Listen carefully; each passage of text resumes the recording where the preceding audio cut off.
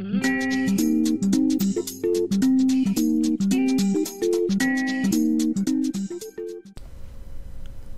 Sobat Neo, apa kabar? Selamat datang kembali di Neo Channel bersama saya Ki Anom. Kita akan melanjutkan pembahasan materi kita mengenai belajar Cognitor 4. Di mana pada materi kali ini kita akan mempelajari 3 hal, yaitu migration, seeder, dan faker. Nah, apa itu migration, apa itu seeder, dan apa itu faker? Nanti kita akan pelajari dan kita bahas satu persatu di materi sesi kali ini. Yang pertama, kita tahu terlebih dahulu mengenai migration. Migration itu adalah sebuah cara yang mudah dan nyaman untuk mengelola dan memodifikasi database secara terstruktur dan terorganisir. Nah, di mana orang lain itu tidak perlu repot-repot import database atau membuat struktur database yang sama. Biasanya kan kita ketika orang lain ingin menjalankan aplikasi yang kita buat, orang lain tersebut harus mengimport database yang kita buat.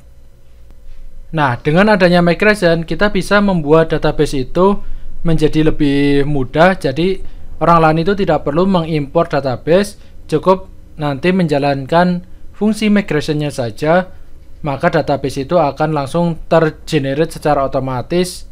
Nah, jadi dengan kata lain, migration ini kita akan membuat database itu menggunakan coding. Nah, selain itu, dengan adanya migration, kita dapat melacak setiap perubahan yang ada di dalam database.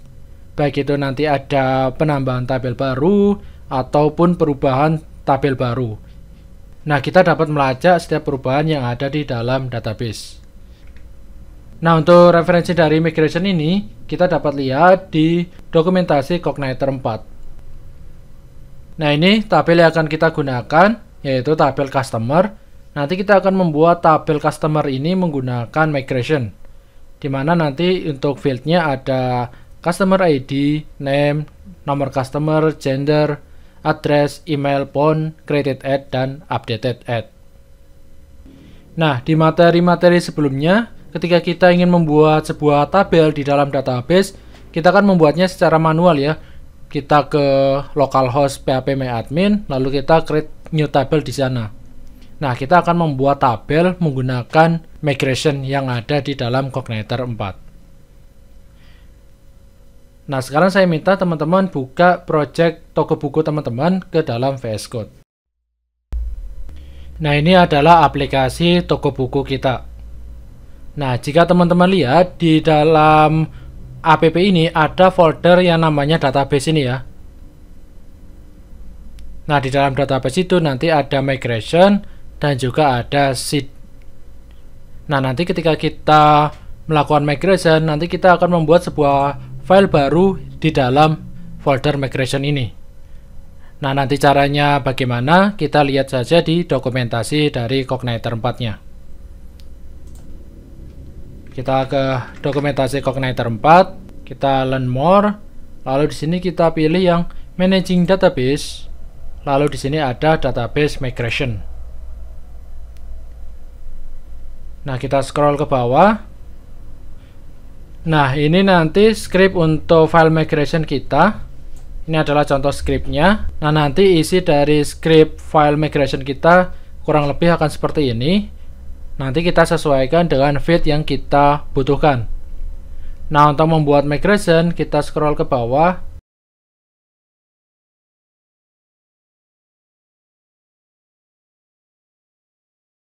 Nah, ini ya, di sini ada make migration. Nah, untuk membuat migration kita gunakan php spark make-2 migration lalu nama filenya.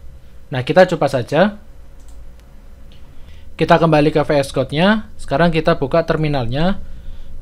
Kita tekan Ctrl backtick. Lalu sekarang kita coba membuat file migration-nya. Kita ketikkan tadi php spark make-2 migration lalu nama file migration-nya. Nah, tadi kita akan membuat sebuah tabel customer ya. Maka dari itu untuk migration-nya kita buat saja customer. Ini kita enter saja.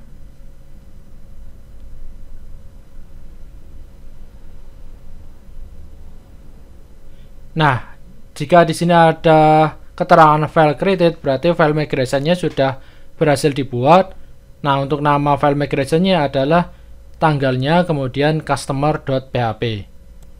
Nah, jika kita lihat ke database, lalu ke folder migration ini, di sini ada file yang namanya tanggal hari ini atau timestamp-nya, kemudian ada customer.php. Ini adalah file migration kita. Ini untuk terminalnya bisa kita tutup saja, Ctrl backtick. Nah, di dalam migration ini, di dalam file migration ada dua fungsi utama, yaitu fungsi up dan fungsi down. Nah, fungsi up itu digunakan untuk kita istilahnya ngeset field apa saja yang akan kita buat, lalu nama tabelnya itu apa. Nah, untuk fungsi down itu biasanya digunakan untuk ngedrop tabelnya tersebut ya. Nah, sekarang kita coba kembali lagi ke dokumentasinya. Kita scroll ke atas lagi ke contoh pembuatannya. Nah, ini ya, di folder up itu ada, nanti kita membuat seperti ini, this 4G tanda panah yaitu add field.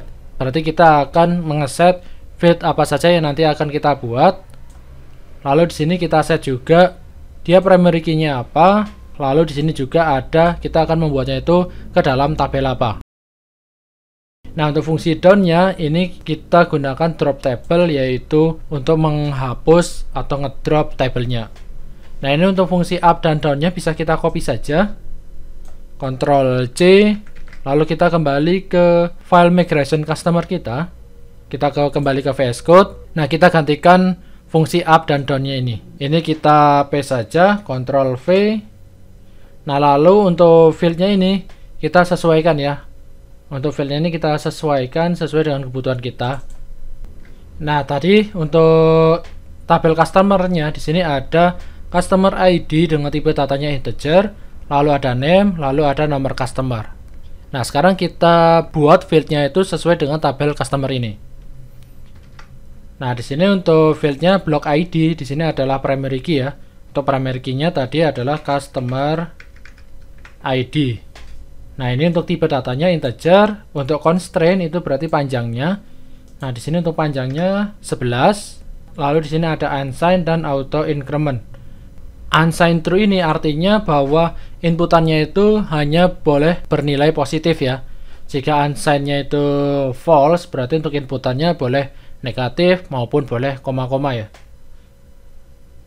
Nah, lalu di sini ada auto increment true, berarti nanti kita akan ngeset bahwa customer ID dia adalah nanti sifatnya dia auto increment. Jadi nanti akan diinputkan secara otomatis. Jadi urutannya mulai dari 1 dan seterusnya. Lalu untuk field selanjutnya ada name dari customer tersebut. Untuk tipe datanya varchar. Lalu untuk constraint-nya atau panjangnya itu kita lihat untuk panjangnya 100 karakter. Lalu selanjutnya ada nomor customer varchar 30. Lalu di sini ada nomor customer, tipe datanya adalah varchar, lalu panjangnya 100. Kita kopikan saja constraint-nya, kita pastekan di sini. Nah, lalu di sini ada null, true atau false, artinya bahwa nomor customer ini dia boleh null atau tidak. Nah, untuk nomor customer ini kita tidak akan membiarkan dia null ya. Jadi kita untuk nullnya kita buat false. Nah, sebenarnya untuk name ini kita buat juga nullnya itu false. Lalu selanjutnya ada gender dengan tipenya adalah enum, isinya L atau P, lalu ada address varchar 255. Kita buat saja untuk gender. Dia kan tipenya adalah enum ya.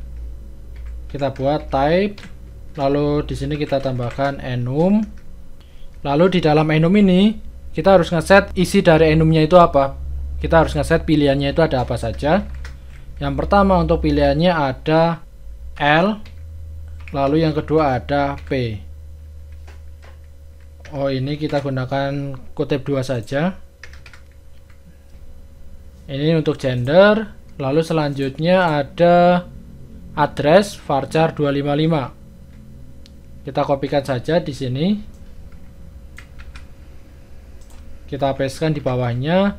Lalu untuk namanya adalah address varchar 255. Lalu untuk nulnya kita hapus saja, jadi kita cukup type dan constraint-nya saja.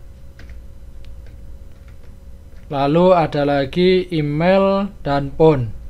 Email itu varchar 100 dan phone varchar 20. Kita kopikan lagi, paste, kita pastekan 2 kali. Lalu di sini ada email. Email itu varchar 100. Lalu selanjutnya ada phone varchar 20. Nah, kemudian ada juga timestamp ya, created at dan updated at. Nah, kita kopikan lagi. Kita buat created at.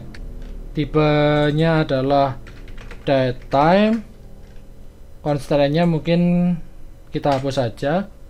Lalu kita kopikan saja untuk yang updated at. Tipenya juga datetime. Oke, gitu ya. Jadi ini untuk isi dari fungsi app-nya, dimana kita akan menambahkan add field-nya.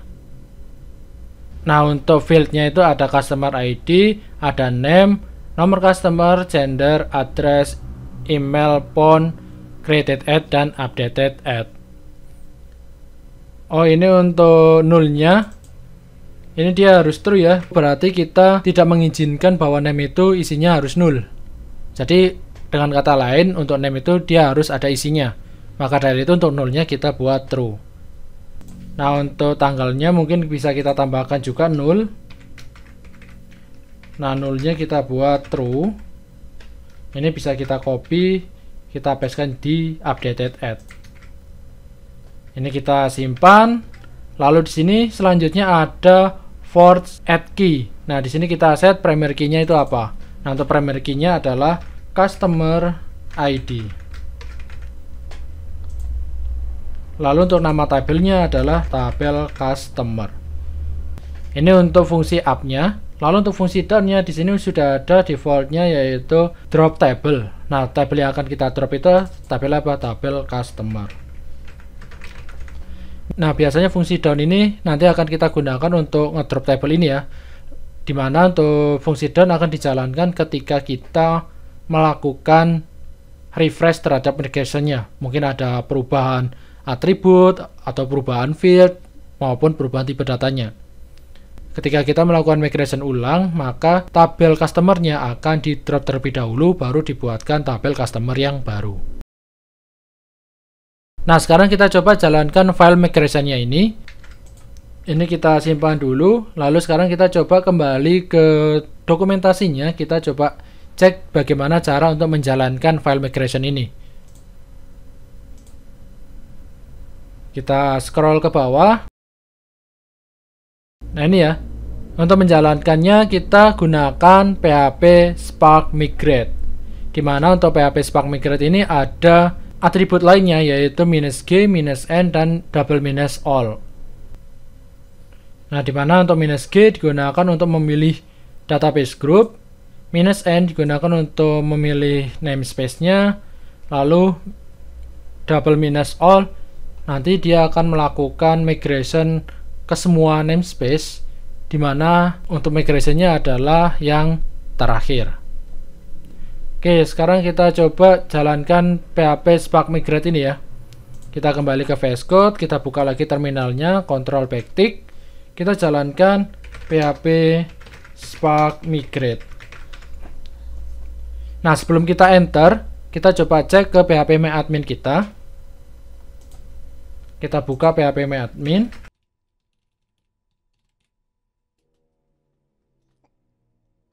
Lalu kita ke database toko buku. Nah, jika kita lihat di sini kita hanya memiliki 4 tabel ya. Tabel book, book kategori, galeri, dan supplier. Nah, sekarang kita coba jalankan migration-nya ini. Nah, nanti seharusnya ada 2 tabel baru yang akan ditambahkan, yaitu tabel customer dan tabel migration. Nah, sekarang kita coba jalankan. Kita kembali ke terminal VS Code. Nah, kita jalankan menggunakan PHP Spark Migrate ini ya. Lalu kita enter.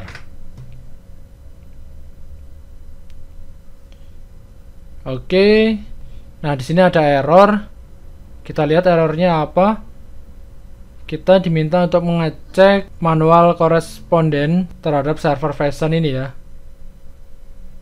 Kita ada typo di bagian address ini @line path. Kita coba cek address @line path.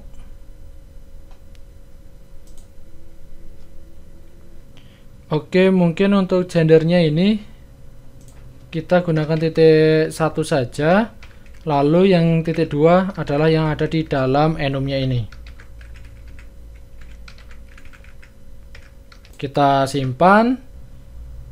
Nah, lalu sekarang kita coba jalankan migration-nya ulang lagi ya. Kita tekan panah ke atas saja, yaitu PHP Spark Migrate, lalu kita enter. Oh, ini masih error lagi. Errornya di mana lagi ya? Oke, ini sepertinya ada typo. Nah, untuk tipe datanya ini typo ya, harusnya varchar. Kenapa varchar? Kurang R ya. Ini juga dia kurang R.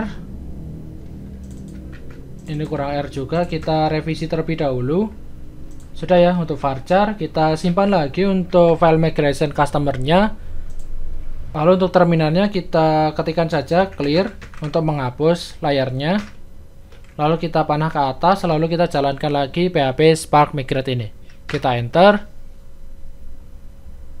Nah, di sini nanti ketika kita menjalankan PHP Spark Migrate, nanti CI akan mengecek di dalam folder migration ini apa saja file-file migration-nya, lalu dia akan mengenerate atau menjalankan file migration-nya itu. Nah, di sini kita sudah berhasil menjalankannya. Di sini ada keterangannya done migration. Sekarang coba kita cek di PHP My Admin kita. Kita refresh. Nah, karena migration-nya berhasil, maka di sini kita ada tabel baru, yaitu tabel customer dan tabel migration. Nah, di dalam tabel customer ini berisi sesuai dengan field atribut yang kita set di dalam fungsi app-nya, yaitu fungsi app yang ada di dalam file migration. Oke, mungkin sekadar informasi di sini tadi kan kita ngeset name-nya itu nullnya true ya. Berarti di sini dia nullnya yes. Dengan kata lain ini artinya dia boleh null. Berarti tadi penjelasannya benar yang pertama tadi ya. Jadi ketika nullnya itu true, berarti kita mengizinkan field tersebut boleh dikosongkan. Nah, seharusnya kita tidak ingin name-nya ini dia null ya. Jadi harusnya nullnya itu false, atau kita tidak perlu ngeset nullnya itu true atau false. Jika kita tidak menuliskannya, maka secara default dia nullnya adalah false. Berarti tadi saya ada sedikit kesalahan dalam menyampaikan null true ini ya. Jadi null itu jika nullnya true berarti dia boleh null. Jadi intinya seperti itu. Nah, tadi kan di dalam database ini ada dua tabel baru, yaitu tabel customer dan juga tabel migration. Nah, di dalam tabel migration ini setiap perubahan atau migration yang terjadi itu nanti akan tercatat di dalam tabel migration ini. Entah itu ada penambahan tabel baru atau ada perubahan dari tabel. Nah, semuanya nanti akan tercatat di tabel migration ini. Nah, mungkin tadi bisa kita perbaiki masalah nullnya itu ya. Nah, ini nullnya bisa kita hapus saja. Ini juga bisa kita hapus. Lalu untuk yang created add dan updated add ini kita bisa ubah false atau kita hapus. Nah, di sini berarti tidak ada yang kita izinkan untuk null ya. Berarti semuanya harus terisi. Ini kita simpan. Nah, lalu untuk menjalankan ulang, kita gunakan PHP Spark Migrate tadi. Kemudian kita tambahkan refresh. Kita enter. Nah, sekarang sudah berhasil. Kita cek lagi struktur dari tabel customer-nya. Ini untuk tabel migration-nya bisa kita refresh.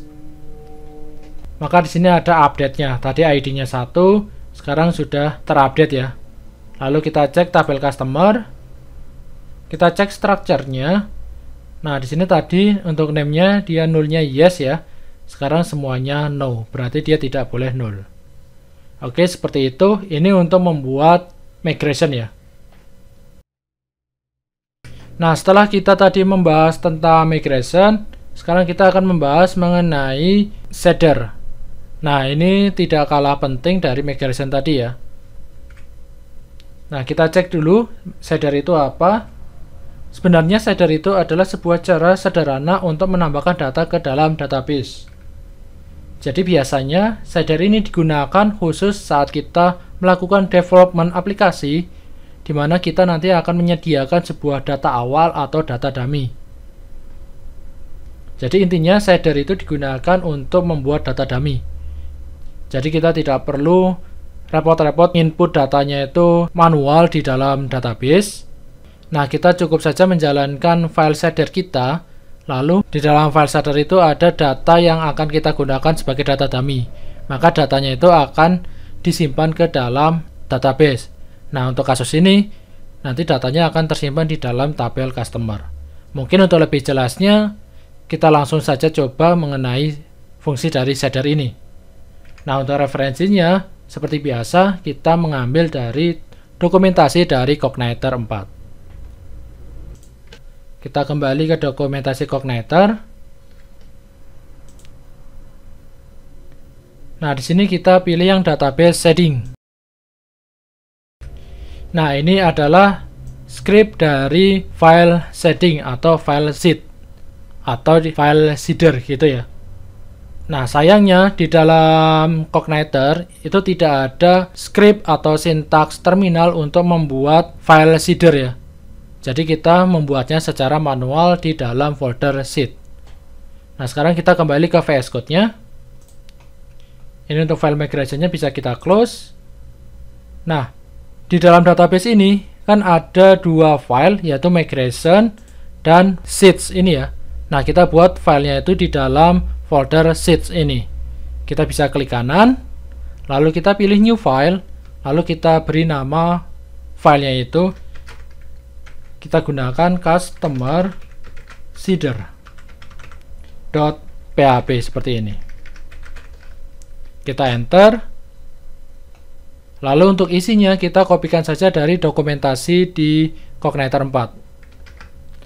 Nah, ini kita kopikan saja dari script ini, Ctrl C, lalu kita pastekan di dalam customer seeder.php ini. Kita pastekan.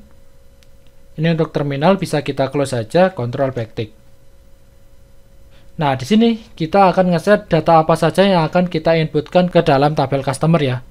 Nah, ini untuk kelasnya, seperti biasa kita sesuaikan dengan nama file seed-nya, yaitu customer seeder. Extend-nya ke seeder. Nah, nanti di dalam fungsi run ini adalah script yang akan kita jalankan. Nah, di sini untuk data dummy-nya atau data inisial awalnya akan kita set di dalam array data ini. Nah, kita coba set ya. Untuk data customer-nya, tadi kita set kolomnya yang pertama kan ada customer ID. Karena customer ID sifatnya auto increment, kita tidak ngeset customer ID-nya. Kita langsung saja set name. Mungkin untuk name-nya kita buat yaitu key anom. Lalu selain name ada nomor customer. Nah, untuk nomor customer-nya kita bisa ketikkan saja bebas 1122334455. Misalnya seperti itu. Nah, selain nomor customer ada juga gender. Nah, ini gendernya misalnya L. Lalu selain gender ada address. Misalnya addressnya adalah Jalan Babarsari 44. Seperti itu. Lalu selanjutnya selain address ada juga yaitu email. Emailnya mungkin kita buat saja kianom@mail.com. Lalu ada phone. Untuk phone-nya kita buat saja 085-742-0000. Misalnya seperti ini saja. Lalu ada juga created at. Created at itu digunakan untuk ngeset tanggal kapan dia dibuat ya. Nah, untuk tanggalnya kita bisa gunakan yaitu fungsi time yang ada di dalam Cogniter 4 kita. Time. Nah, kita pilih yang paling atas ini ya, yang time ini, lalu kita enter. Nah, jika kita enter tadi, maka di sini akan ditambahkan yaitu cogniter time ini ya. Nah, kita akan menggunakan library time ini, di mana library ini sudah menjadi library bawaan dari cogniter 4. Nah, selanjutnya kita buat titik 2.2 yaitu now. Berarti kita akan mengambil waktu hari ini ya. Lalu selain itu kita kopikan saja, shift alt panah ke bawah. Nah, kita buat juga untuk updated add-nya. Untuk isinya kita samakan saja yaitu time now. Kita simpan. Ini untuk data yang akan kita simpan di dalam tabel customer sudah kita buat. Nah, lalu kita bisa jalankan query-nya di sini ya. Nah, di sini ada dua pilihan query. Kita bisa menggunakan simple query ataupun kita bisa menggunakan query builder. Mungkin kita tekan saja Alt Z biar codingannya lebih rapi. Nah, jika kita menggunakan simple query, berarti kita harus memahami konsep dari penulisan query ya. Kita akan membuat query yaitu insert into. Nah, ini insert into-nya ke mana? Berarti untuk insert into-nya berarti ke tabel customer. Seperti ini. Lalu untuk field yang akan kita isikan apa saja, lalu untuk value-nya apa saja. Misal di sini akan kita set adalah name dan nomor customer-nya saja ya. Nomor customer. Oke, ini typo. Nah, lalu untuk value-nya kita buat yaitu name dan nomor customer juga. Nah, untuk name dan nomor customer yang ada di dalam values ini kita peroleh dari data ini ya. Jadi penamanya seperti ini. Nah, ini untuk yang query builder bisa kita komen saja Ctrl/. Kita simpan, lalu kita jalankan customer seeder-nya ini. Untuk menjalankannya kita coba lihat di dokumentasi bagaimana cara menjalankannya. Kita scroll ke bawah. Nah, untuk menjalankannya kita gunakan php spark db seed, lalu kita masukkan nama seeder-nya. Kita coba. Kita buka terminalnya, Ctrl backtick. Ini kita clear saja. Lalu kita jalankan php spark db, lalu seed, lalu nama file seeder-nya yaitu customer seeder. Ini adalah nama file seeder yang akan kita jalankan. Kita enter. Nah, di sini ada pesannya yaitu seeded. Berarti customer seeder ini berhasil kita jalankan. Nah, sekarang kita coba cek di database, di tabel customer. Kita browse. Nah, di sini untuk nama customer-nya sudah berhasil dimasukkan ya. Nah, yang kita masukkan adalah name dan nomor customer-nya. Karena yang di dalam simple query ini, kita hanya memasukkan name dan nomor customer-nya. Nah, jika ingin memasukkan semuanya, berarti kita set semua atributnya, semua field-nya, dan juga semua value-nya ke dalam query ini. Nah, cara yang lain kita bisa menggunakan query builder. Ini untuk query builder-nya bisa kita aktifkan, Ctrl/. Nah, kita cukup mengganti nama tabelnya ini, yaitu tabel customer. Kita akan insert-nya itu di dalam tabel customer. Nah, di sini insert ya, insert, lalu yang akan kita insert apa? Yaitu data. Nah, pastikan yang ada di depan ini, name, nomor customer, gender, dan address, untuk namanya sudah sama seperti nama kolom yang ada di tabel customer. Ini untuk simple query bisa kita komen, Ctrl/. Kita simpan, lalu kita jalankan file seeder-nya kembali. Mungkin untuk pembeda, ini untuk name-nya kita tambahkan Dharma Bhakti ya, untuk pembeda. Lalu kita coba jalankan lagi, kita tekan panah ke atas, kita jalankan customer seeder yang sama, kemudian kita tekan enter. Keterangannya seeded ya, berarti sudah berhasil dijalankan. Kita cek lagi di tabel customer, ini bisa kita refresh. Nah, maka untuk customernya sudah berhasil ditambahkan yang baru ya. Nah, di sini untuk namanya, lalu nomor customernya, gender, address, email, dan phone-nya sudah terisi. Begitu juga created add dan updated add. Nah, ini untuk namanya tetap Kyanom ya. Oh, ini masih ada tanda putih seperti ini ya, berarti dia belum kesimpan. Maka dari itu tadi namanya tetap Kyanom. Tapi nggak masalah. Yang penting untuk seedernya berhasil kita jalankan. Ini bisa kita simpan saja. Jadi begitu ya, ini cara untuk menjalankan atau membuat data dummy menggunakan seeder. Kita membuatnya menggunakan customer seeder. Nah, ini kan kita hanya memasukkan satu data ya. Nah, bagaimana jika kita ingin memasukkan lebih dari satu data sekaligus? Nah, bisa saja. Nah, untuk menambahkan lebih dari satu data atau satu baris di dalam data ini, kita bungkus lagi dengan yang namanya array ya. Ini bisa kita cut saja, Ctrl X. Kita buat array seperti ini. Lalu di dalamnya berisi array lagi, yaitu array data yang akan kita simpan. Ini kita bisa pastekan lagi di sini. Lalu kita pisahkan dengan koma, kita enter, lalu kita pastekan. Kita cukup buat dua array saja ya, dua data yang akan kita masukkan ke dalam customer. Untuk name-nya bisa kita ganti, yaitu Bekti Suratmanto. Untuk name yang kedua, yaitu Agus Muhammad. Nah, seperti ini ya. Jadi ada dua data yang akan kita masukkan. Nah, masing-masing data ini ditampung ke dalam array dan disimpan di dalam variabel data. Nah, sekarang untuk query buildernya yang kita gunakan bukan lagi insert biasa, melainkan insert batch seperti ini. Nah, insert batch ini berarti digunakan untuk menginsert atau menambahkan data lebih dari satu baris. Jadi begitu ya. Ini kita simpan. Lalu sekarang kita jalankan lagi.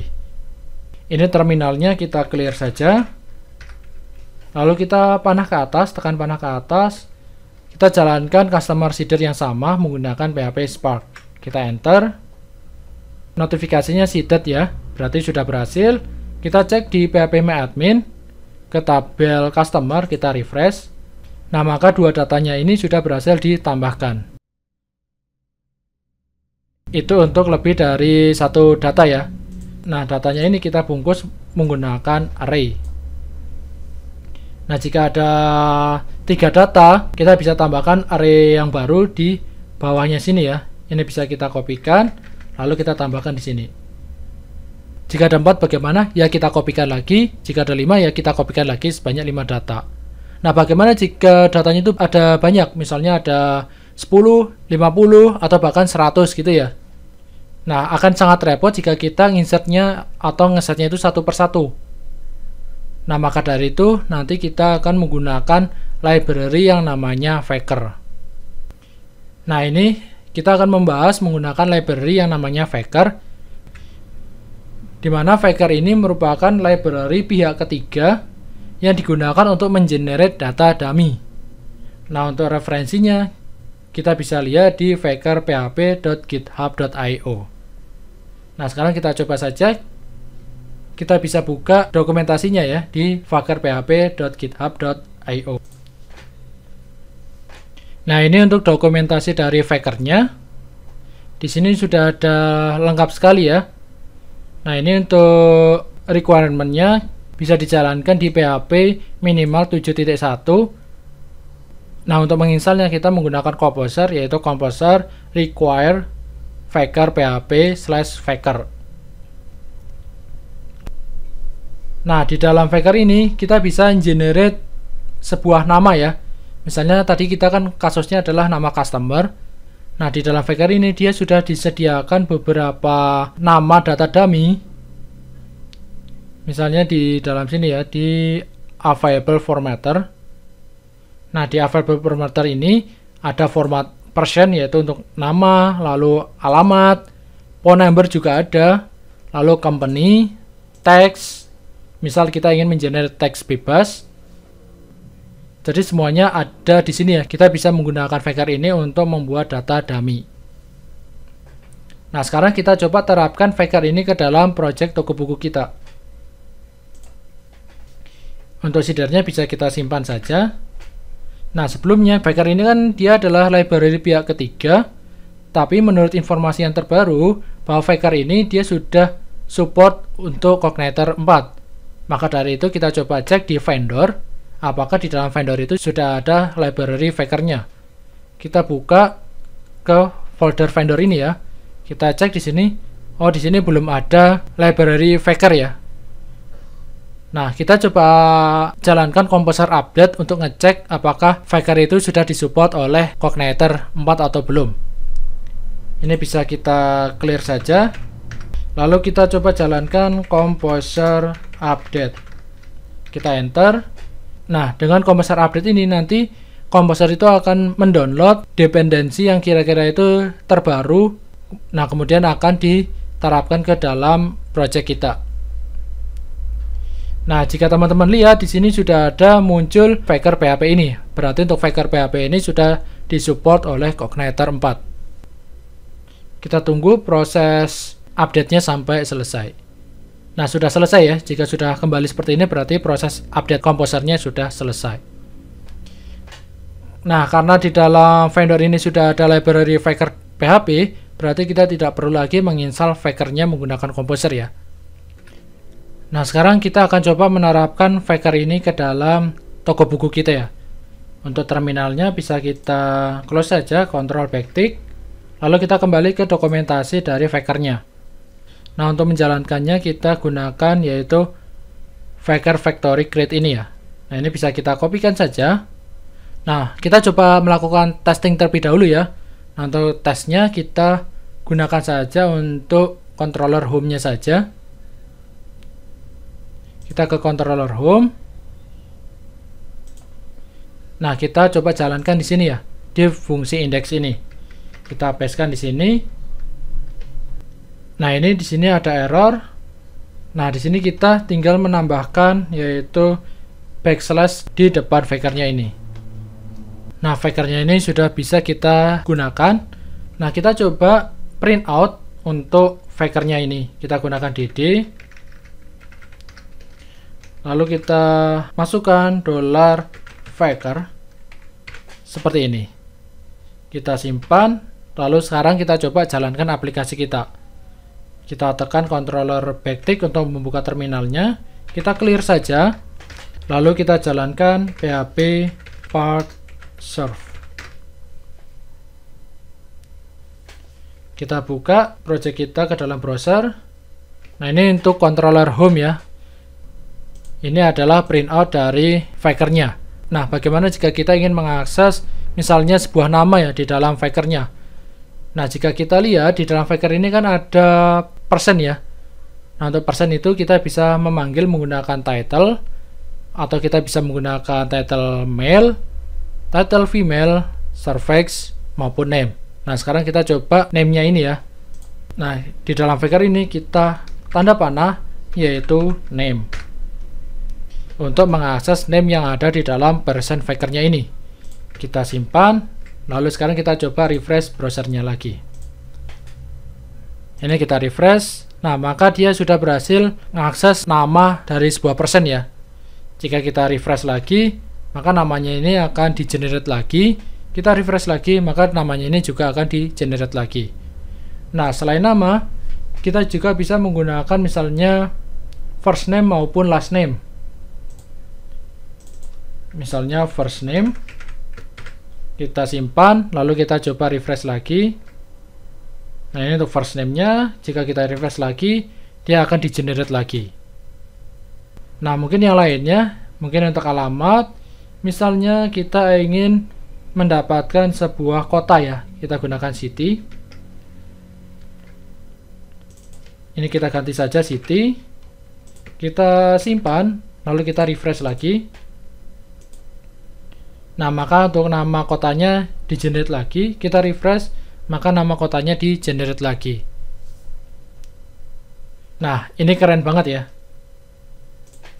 Jika teman-teman lihat, di sini dia defaultnya adalah US, berarti dari Amerika, United States.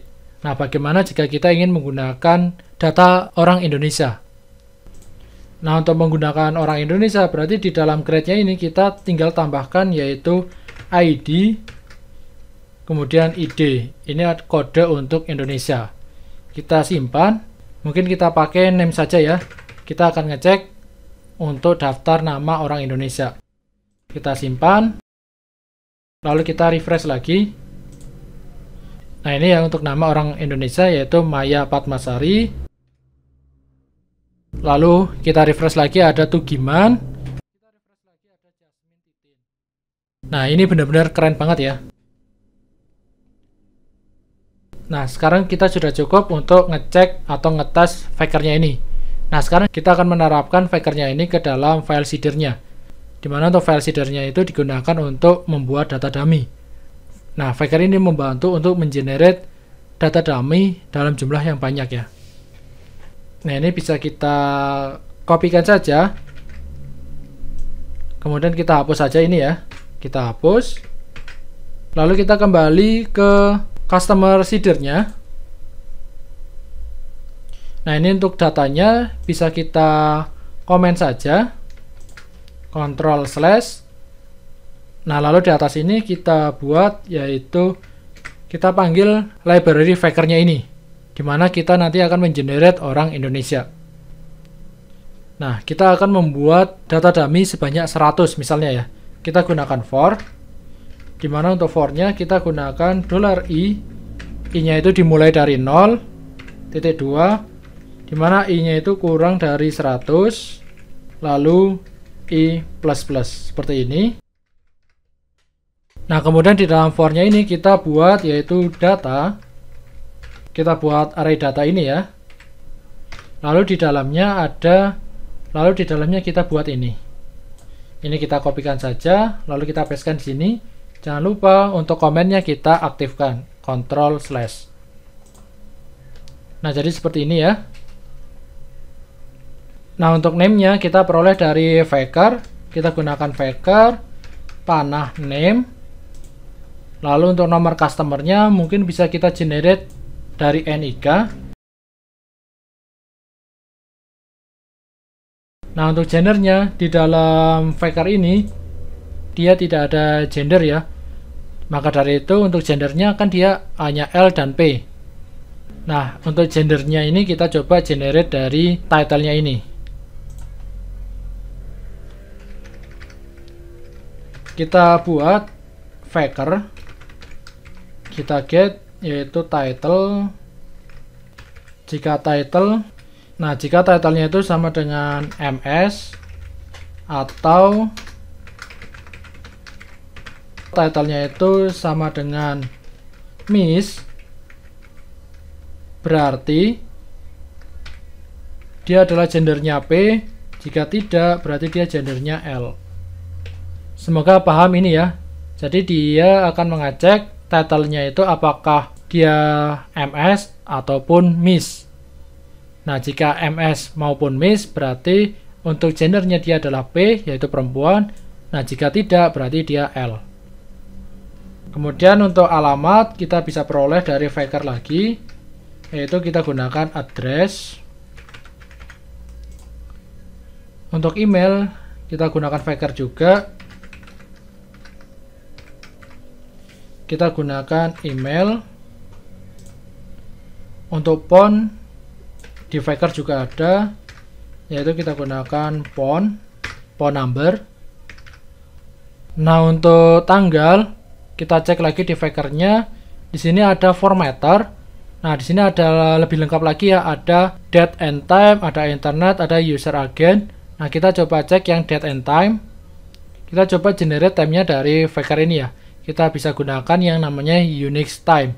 Dimana untuk Unix time ini dia akan mengenerate detik ya. Atau kita bisa gunakan date time. Coba kita gunakan date time ya. Kita gunakan faker date time. Lalu yang updated add-nya ini kita gunakan faker date time juga. Nah, lalu untuk menyimpannya kita gunakan query builder, yaitu kita buat this db, lalu table, nama tabelnya adalah table customer, lalu kita akses fungsi insert. Nah, yang akan kita insert adalah data. Nah, ini untuk query buildernya ini pastikan ada di dalam for ini juga ya, termasuk untuk datanya juga. Lalu untuk yang di bawah sini, ini bisa kita komen saja Ctrl/. Nah, jadi di file seedernya nanti kita akan menjalankan fungsi run-nya itu hanya ini saja ya. Kita bisa simpan. Lalu untuk terminalnya ini, untuk servernya bisa kita matikan saja, Ctrl+C. Kita clear. Lalu kita jalankan lagi seedernya. Kita jalankan customer seedernya. Nah, ini ya, kita jalankan customer seeder, kita enter. Oke, ini ada error. Errornya itu tentang datetime. Datetime-nya itu tidak bisa dikonversikan ke dalam string. Jadi tidak bisa ya, kita berarti tidak bisa menggunakan datetime, atau kita bisa menggunakan tadi ya, Unix time. Berarti dia akan mendapatkan data detik.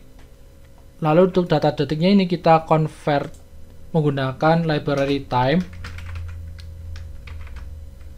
Kita create from timestamp, dimana untuk parameternya kita gunakan var Unix time ini. Ini bisa kita copy saja, kita pastekan di updated add-nya ini.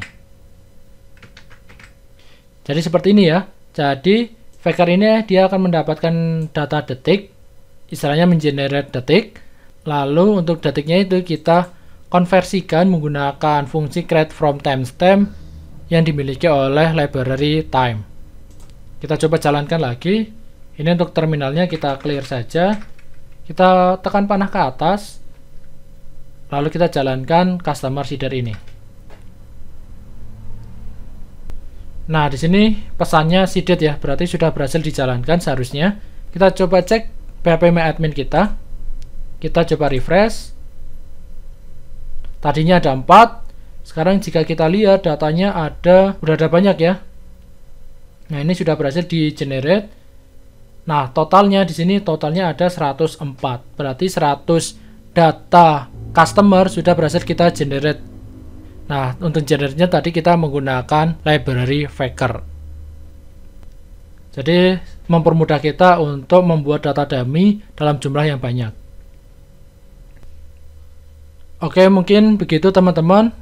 Kita telah mempelajari mengenai migration, seeder, dan juga Faker.